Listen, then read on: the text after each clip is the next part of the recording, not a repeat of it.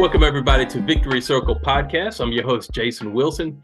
Today's guest is Boris Zhukov, the owner of LetYouKnow.com. Welcome to the show, Boris. Well, thank you so much. Thank you so much.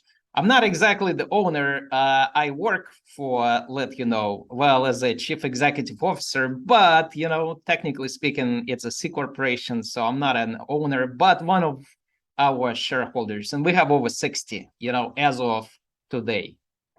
Oh, wow. 60 shareholders. That's a lot. Well, over more than 60 shareholders. Yes. I mean, it's a C Corp. And our goal, of course, is to go public. So when we do hit our IPO, as we estimate we should, obviously the number will skyrocket. Your business is innovative. I mean, I've never heard of anything like this. What does Let You Know do? Well, we empower buyers to get their deals on their terms. So let's say if you want to, you are shopping for a new car, so you want to get a new car. What do? Well, nowadays you go to the dealer, you go online, look for deals. Eventually, you get your best offer, you negotiate, possibly go to another dealer, and you just continue the search process until you have a deal, you ink it, you drive your car, done. Well, we kind of extend that and empower you to do exactly that without actually wasting any of this time. And it's not about time. It's more like we hand you, tools to name your price, so your price bid with instant results. So imagine that this car is available across 1,000 of dealerships. So across 1,000 of dealerships. So each dealer has, let's say, 20 identical cars. So it's like you actually negotiate across 20,000 vehicles in that case, in a moment. And obviously that's not even feasible. Even if you could actually do that, it's not feasible. Why? Well, because whenever you negotiate with the first dealer on their first car, and let's say they, two of you fail to come to a consensus, it's not like you can turn around and come back and say, hey, well, let's go ahead and negotiate on your second unit, which is identical to the first one. Obviously, that transaction is going to fall apart instantly, right? Because that guy knows you, you know the guy, and or the gal. I mean, I'm just saying the guy, just because of a typical image of a dealer, but at the end of the day, two of you already know each other. And if that's the case, likely the second transaction or the second negotiation will fall apart just like the first one did, right? And what we do, we mathematically empower you to actually make that a reality where the second transaction would actually be independent of the first one. So that means that you negotiate on the first vehicle, it didn't go through, well, here's the second one, and it's all done in reality in parallel, as if it's possible for you to be simultaneously across all these different dealers, negotiate in advance across 20,000 units, right? In this hypothetical example. So that's what we do. We empower buyers to price bid with instant results to get their own deals. So on the go, on your terms. You want to get it? Name your price. Got it? You saved. Done. Wow. So this saves, potential buyers time. And then it's also an advantage to dealerships as well. Of course, because first of all, there is no price spiraling effect, because think about this. Whenever the dealer posts a good price because they have an urgency to move a certain unit, and there could be all kind of reasons that they want to move an identical unit from a buyer perspective, but it's not from a dealer perspective, because one car could have been on their lot for 90 days, and an identical car has been just offloaded off the truck yesterday. So those two units are identical in the eyes of a buyer because they are identical units, right? Brand new vehicles, identical. But for a dealer, the cost of the car that's been on their lot for 90 days or more is obviously different than the car that's just been delivered to them, right? So one has more urgency in terms of the dealer motive to move or incentive to move that car, right? Well, what do? Well, you post a really good price because you're trying to move it as fast as you can. Well, what do you think those consumers are going to do? Are they going to treat it as a fair deal? They're going to say, oh, that's great that you actually have that car. Oh, no. What's going to happen is people going to take that as a starting point in their negotiations, right? So they're going to use the information against the dealer. The dealer knows that. And then even worse, customers going to take that information, go to another dealer, negotiate with another dealer to possibly match that price, come back to the initial dealer to get even a better deal, right? That's what they're going to try to do. So the key is, and of course, competitors, as soon as you post a really good price online, competitors also going to see that, and they're going to start responding, right, in kind with their prices. So it's a war where in reality, you're not guaranteed to get a buyer just because you post a really good deal. Now, dealers know this, and they overstate prices because of that, right? Because you know that you cannot really possibly put your rock bottom price, because what's going to transpire on the market is that information is going to be used against you. And so eventually they waste time. They get all these leads, and whenever they get leads, they pay for those leads, and there is absolutely no guarantee they're going to close those leads, because those people are going to be using, like I said, that information from them, taking it to another dealer to possibly lower the initial deal or the price to get even a better deal. And the point is, all of that back and forth, all of that time that's wasted, all of that information that's being used against your profit margins, those have real implications on dealers. So they all overstate their prices, which effectively reduces the turnover of their inventory relative to what the optimum is. Well, we get them to the promised land without jeopardizing any of their transactions, which is great. So that means that you as a dealer, if you post a price on Let You Know, nobody can see that. It's like as if you actually thought of the price in your own head, right? So like, let's say you don't know what kind of price I just thought of. But if you do get a consumer to take a bite at that price or above, you have a buyer, not a lead. Transaction is done. Beautiful. And you got a buyer at the price that you're willing to move that particular unit without jeopardizing any of the rest of your transactions. And this model can actually be applied across all new goods and services. And that's exactly what we're going to do in later years. So next year, 2023, we're going to extend new cars to other industries. So that means that what we as a team, what we are working on right now is finalizing certain pieces for the infrastructure in relations to the new car industry. But next year, we're going to recycle about 80% of the components to extend that infrastructure for all new goods and services. So that means that come 2024, we should be able to roll out all kinds of different services and new goods for our buyers. So that means that not only you will be able to price bid on new cars with instant results, but also, let me give you an example. You can do it, let's say, on boats, if we have boats. You can do it on the restaurants, if we have restaurants. You will be able to do it on timing belts, brake pads, parts, oil changes, battery changes or batteries, whatever you like. I mean, all those services that dealers offer, we're going to have it instantaneously as soon as we complete the infrastructure on all goods and services, because we already have agreements with dealerships. So for them, it's going to be a natural extension where they can get customers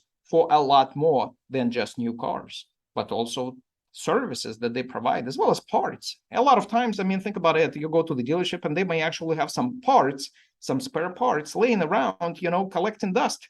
Well, you may want to move it, right? Well, here we go. And you are not advertising any of your prices, which is beautiful. So that means that you move that part, done. That's just that transaction. Wow. This is going to basically revolutionize the car industry. And not just the car industry. In reality, we can compete with any with any e-commerce business, because what is happening right now is, here is the price, right? That's how Amazon works. I mean, or Walmart, right? Here's the price. I mean, take it or leave it. So let's say you want to buy a television, or you want to I don't know, get, like, let's say, a toothbrush. I mean, here's the price, etc. But we are saying, hey, this is the price. Why don't you price bid your own price, right? Name your price. Here we go. Instant results, which is excellent, because nobody has time to wait, for any back and forth. And this is where our intellectual property, our mathematical models come in. So. Wow. So, I mean, basically, to create something like this, you need to be a mathematical genius like yourself. But Well, where does this whole idea come from? Well, it's a long process. I don't want to, okay, and it may not sound epic because a lot of people, they like this instantaneous gratification and feeling that you accomplish something fast, right? Because we're all like something that just all of a sudden come out and happen out of the blue, right? Like as if it's a miracle, we all like that. And in fact, I mean, take Tesla as an example. That company, a lot of people perceive to be a relative newcomer, right? Well, I mean, not so fast. I mean, that company will be celebrating their 20th birthday, okay, in a few months. So all those grand ideas, they take a lot of time. So let me kind of take you back on this journey of Let You Know. In 2003, we reserved letyouknow.com as our URL. That was 2003. We were collecting a lot of data. We were doing a lot of parametric, non-parametric, okay, implementing a lot of those techniques, okay, to devise our algorithms, to devise our matching models, which are not that simple. And that takes time. Then after that, okay, I started gluing, together those pieces that are really important when it comes to your team, because you gotta have you gotta have colleagues who can, I'm talking about somehow perform when there is absolutely no sunshine at the end of the tunnel, right? I mean, you don't see these sort of like massive payout, immediately. And you have to work hard. You have to kind of put it on the back burner, all those desires of this grand,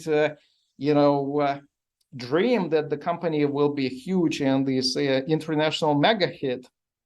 You're gonna have to forget about it, and you have to focus on day-to-day tasks and somehow make, on a very narrow budget, okay, somehow make the impossible possible.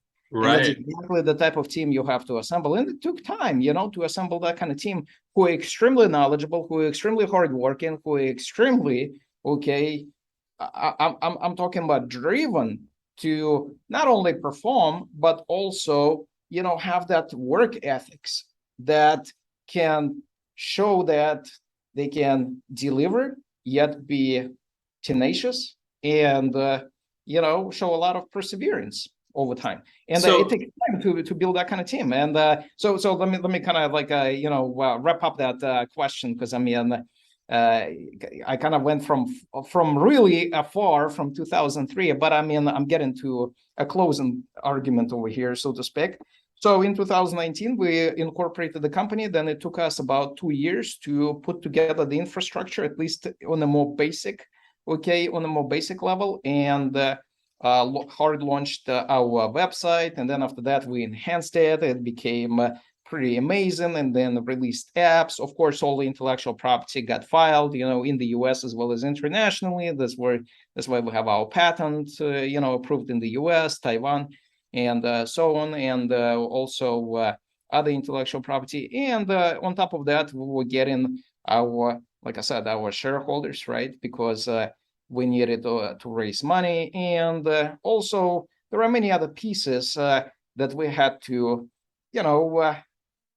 assemble together, to create, as what it is today, such as we had to sign up a lot of dealers, and this itself is a very daunting task, because it's not that easy to sign up businesses that are worth between 10 and $20 million each, right? And that's what that's what we've done, and that's what we continue. Okay, as of today, continue on this tangent. We just keep tracking and signing up dealerships and growing our businesses and listings to, at this point, waiting for a 7,000 listing threshold so we can go full speed on marketing, which is already ready to go. Ads are ready, funding is secured, and search engine optimization, all those techniques are all tweaked.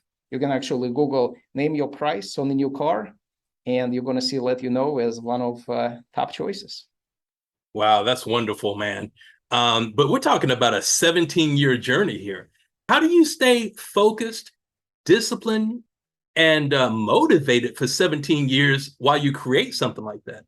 Yeah, I mean, it takes a lot of perseverance, and the key is for me, it's more natural. It's more of a natural process because I myself, I keep grinding on a daily basis. I mean, that's what I expect, and I just keep working at it. It doesn't really matter whether it's gonna be instantly okay a success story or whether it's gonna take 20 years. It doesn't really matter. The only thing that matters is that I just continue posting progress and implementing things that were not there yesterday to make it into a reality today, keeping, this vision, okay, and keeping, in my head, I have to have a clear picture, right? As we march through this marathon, okay, where are we at today and where we got to be tomorrow and where we got to be in 2, 3, 4, 5 years. And so as I have this clear picture, I just keep executing what needs to be done on a daily basis. And then I have a very talented and hardworking team, like I said, that is instrumental in making it happen as well. So we complement each other on a daily basis. And we just continue on. And with every single year, with every single day at this point, I mean, the progress is just huge. That's great, man. So, to be a leader like yourself, I'm sure you've had to deal with mental health issues here and there, challenges. What do you do for your own self-care? Well, to be honest with you, I actually did not experience any of that. I mean, I'm not, again, I'm not downplaying, obviously the importance, okay, of spiritual as well as mental health, okay, because everybody are different. A lot of people can break. And obviously you have to know exactly what your point, your equilibrium point is. So you can regain it, so you know how to sustain the momentum, how to actually be that tenacious person who can survive over time. So I understand the challenges. I understand that everybody are different, and a lot of people gonna hit those, rough patches in their journey. Me myself, I mean, to me, it comes as a natural, I guess, almost like a pedigree that constituted me as a person. I mean, I just get, all my life, I was on this journey where I kept grinding. It doesn't really matter what it is. When I was in grad school, it was pretty much a survival of academic survival, I would say, as I was getting to my degrees, as I was attaining those milestones, as I was going through dissertation or survival years, during, like, let's say the PhD curriculum, or like, let's say those exams, we call them prelim exams, or that's what they're called in technical, especially disciplines, whenever you talk about technical PhDs. Okay, so the point is, it's just a road of constant, okay, I don't want to say struggle, but a constant, okay, battle where you have to overcome challenges, right? And so to me, it became my second nature, where I just expect something like that. And if I don't even get it, I feel like I'm getting lazy or complacent, and I don't like that, So to me, a lack of, this strenuous effort would actually be more detrimental. So I myself, I thrive in this environment where I constantly have to perform, where I constantly have to set myself, okay, to a point where I work hard, hit those milestones, and continue on. It's just the way it is with me. And so to me, that's how I in reality enjoy life, But as far as, like, let's say, to decompose, sometimes, I mean, you have to clear your head. I mean, me personally, I mean, I go for, a running session. So I run 7 miles at, relatively high speed or pace. I guess it depends on the person. So, like, let's say if you're going to talk about people who are like elite marathoners, they're probably going to think that, I suck in terms of my pace.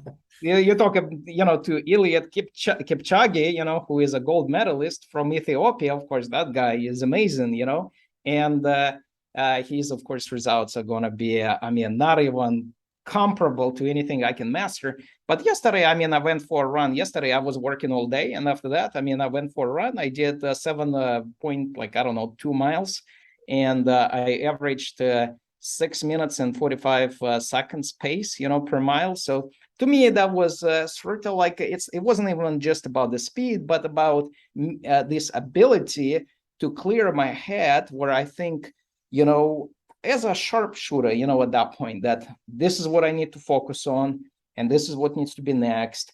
And it's all crystallized, it's all crystallized. And in my head, I know those milestones, and I know what to do to achieve those milestones. And I know how it's got to be all structured to actually go from point A to point B. And to me, that helps. Now, sometimes I like cycling. Sometimes I like to go on a kayak trip. I kind of like all these outdoorish, all those outdoorish activities. But that's me, and a lot of times, I for a hike couple I think it was a couple of weeks ago, went pretty high on not on top. I did not reach the summit, of course, of Mount Rainier. I think you need to have a license for that, which I don't have, so I couldn't even do that. But I still, went pretty far, okay, and looking at those views, and looking at the nature, those forces, right? It kind of, also puts a lot of things in the perspective, and it helps you to have a pretty clear vision and an open mind, how to achieve a lot of things, right? And also, like I said, I don't want to, discount the input that I get from a lot of people, including my colleagues, including shareholders, including the our board of directors, and as well as many other people. You're getting influenced along the way all the time. In fact, the beauty of human nature, so to speak, and all of us collectively, is that each one of us knows something that other person doesn't.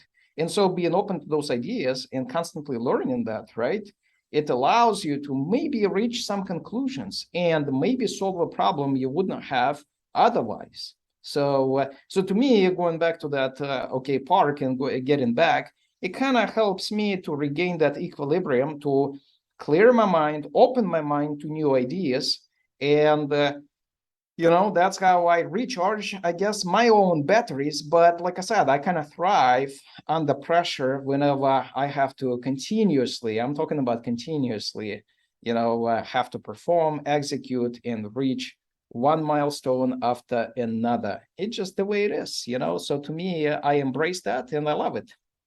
So Boris, I know that you're extremely driven. What does your day look like? What time do you start and what time do you finish?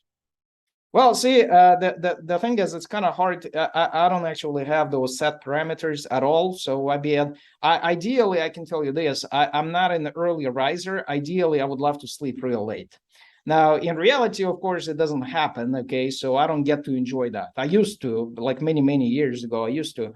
But this is something that maybe at some point I will finally, will be able to do it again, but not right now. So the way it is, it's just like a continuous. It's I don't want to say it's a continuous blur, but there is no such thing as a set time when I get up, because sometimes I would just get up. I would start like checking things, okay, and all of a sudden some new ideas or some problems will come up, so I start solving those problems, and here I go. A couple hours later, you already like I wasn't even expecting to be up, let's say at 5 a.m. or 4 a.m., but here I am, at 3 a.m. and then I just continue working. And I typically go to bed late, so sometimes, and we have teams around the world, so that means that a lot of times I need to give them input at 3 a.m., 4 a.m., 2 a.m., so I gotta stay up as well, so during the day, of course, I have to stay on top with our US team, so and there are a lot of meetings with investors, there are a lot of meetings with dealers. In fact, I'm set to go to the East Coast.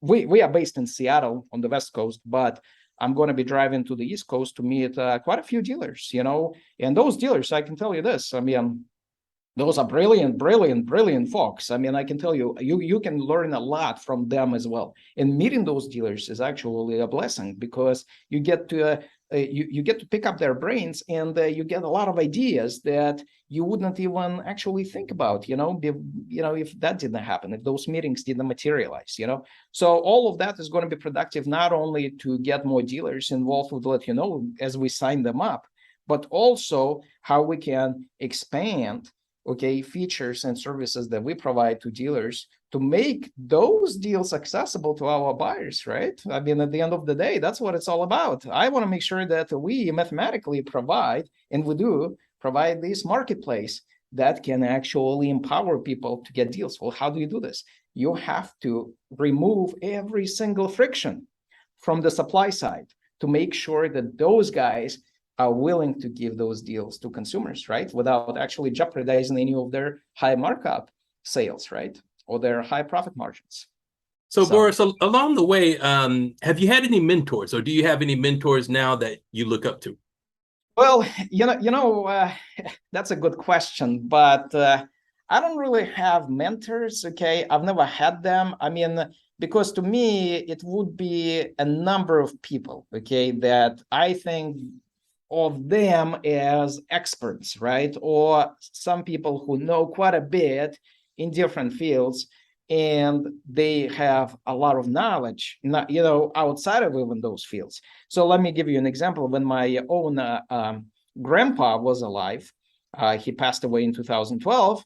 I mean, he had a PhD in physics. We bounced a lot of ideas. We actually talked about mathematics quite a bit because, I mean, I have my degree in econ, his is in physics, but they actually overlap quite a bit because you're applying the same mathematics, the same mathematical, techniques and models to just different areas, such as in his case, he is looking at, let's say, variable stars, right? And he's trying to use, let's say, Fourier transforms to understand how, those stars change their, let's say, size, right? Well, you look at the light, the variability in light, and you can actually then, you can look at the frequency of that light and you can fit it into a certain function, right? Well, that's where you use the Fourier transforms to actually model those frequencies correctly. Well, for instance, in economics, you would have all kinds of different functions that you have to model whenever you need to understand, let's say,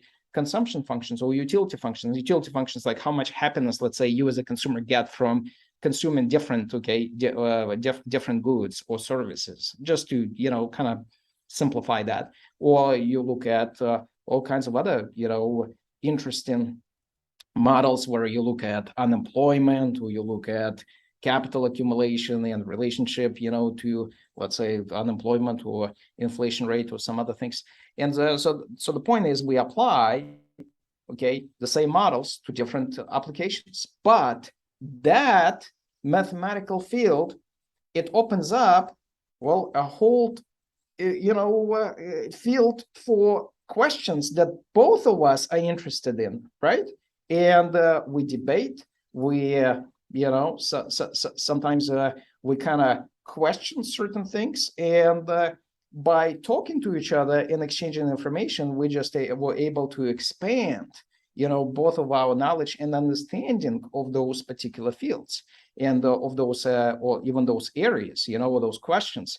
And there are some other people. For instance, I had a friend who passed away. He was a mathematician. So him and we actually talked quite a bit as well. Then, of course, my own dissertation advisor, Roger, he's a very smart guy. I mean, I got, I learned a lot from him as well. And there are other people, including my colleagues. I mean, Aaron is one of my colleagues who is our CTO. I mean, he has a very profound and deep understanding of a lot of programming and backend, development. And getting to talk to him and exchange a lot of ideas in that regard, helps me. So I look up to him whenever I need to understand something on a programming side. And I mean, I program myself, but not as, as well as he does. And also I have another colleague, Leslie, and she is handling a lot of our administrative matters. And I get a lot of help from her as well in terms of how we need to structure even certain protocols, like, let's say, or certain products in terms of the framework that we have to put on our marketplace. So my point is, those people are extremely important. Also, there are dealers who actually help us big time. We have people on the board of directors, including, like, let's say, Mike and Will, who are very successful entrepreneurs themselves, and I'm constantly getting new ideas from them. So you see, it's almost like if you think about this, it's almost like if you take a newspaper, right, and you start cutting those ransom notes or something like that, you know what I mean? And then you assemble. So my mentor would be, that kind of, collage of all different people, with different expertise, with different areas of their knowledge that I would be looking, after, and would be, like, let's say, looking for guidance. Because to me, it's not really one person, but it's really a combination of many smart, and hardworking people. And also, even when I was actually starting to assemble our team, I talked to another board of directors of ours. His name is Jim. He's been a highly successful entrepreneur. Actually, had an exit. When I say an exit, he sold the company for a lot of money. But the point is, it's not even the monetary metric that distinguishes him, but his knowledge. So I got a lot of guidance in terms of, well, what do you do to actually create a company and get it to move in the direction that you envision it should actually proceed, right? And so that's another example. And there are many other people, in my life that. My mom, especially, she's an oncologist, and yet I can tell you, she knows a lot outside of the medical field, and I continuously bounce a lot of ideas with her. Her husband, Tommy, is a very knowledgeable guy, and he knows a lot about different matters that do not, have direct, relationship to let you know. Yet he knows quite a bit. Where all of a sudden, whenever we talk about something, he says, let's say, certain, completely unrelated to let's say, thing that's not even close to let you know, and yet it may actually make me think about something that we are trying to solve today. Would let you know, so that will get me an insight that I would not have otherwise, right? And it just goes on and on and on like this. I mean, that's why I said it's not really one person, but a combination of many different people. Wow, Boris, man, this has been an awesome interview. I knew this was going to be good because Well, I mean, because of you're bringing the heat, you have all the right questions, and when I say the right questions, I'm talking about what actually people want to learn as well, which is important, and at the end of the day, that's what Let You Know is all about. It's to empower people. Yes, we want to empower them to get their own deals. We want to be those deal matching, gurus behind the scenes, so to speak, right? So you can actually get your own deal, feel good about it, feel passionate about it.